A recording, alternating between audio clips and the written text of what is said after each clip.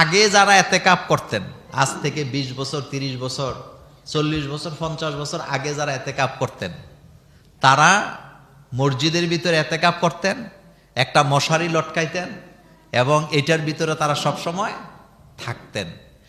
কোনো প্রয়োজন ছাড়া মসজিদ থেকে বের হইতেন না। কোরআন তেলাওয়াতে মগ্ন থাকতেন, জিকির আজকার করতেন, ইবাদত করতেন, আর প্রয়োজন ছাড়া তারা গোসলও করতেন না।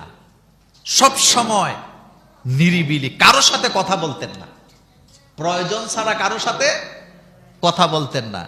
আর বর্তমান আধুনিক যুগে অনেকে এতেকাফে বসে, এতেকাফে বসার সময় খবরের পত্রিকা নিয়ে যায়, এরপরে মোবাইল নিয়ে যায়, চার্জার নিয়ে যায়।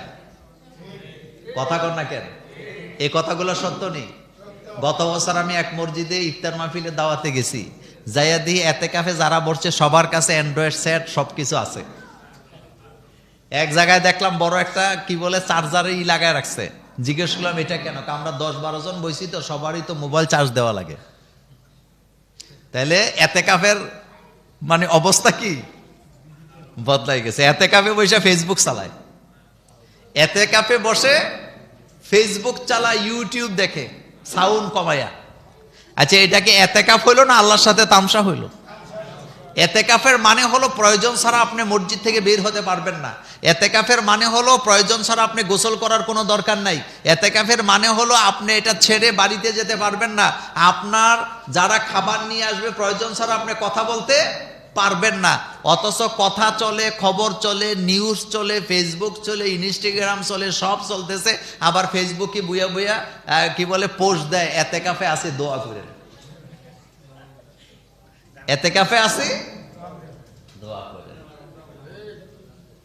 তো এটা কি এতেকাফ হলো? এতেকাফের ব্যাপারে রাসূলুল্লাহ সাল্লাল্লাহু আলাইহি সাল্লাম বলেছেন, যারা এতেকাফ করে, এতেকাফ থেকে বের হওয়ার সময় আল্লাহ পাক তাদেরকে মায়ের পেট থেকে যেভাবে মাসুম হয়ে এসেছিলেন, আল্লাহ তাকে সেভাবে মাসুম করে এই মসজিদ থেকে বের করে। এতেকাফ মানে কি?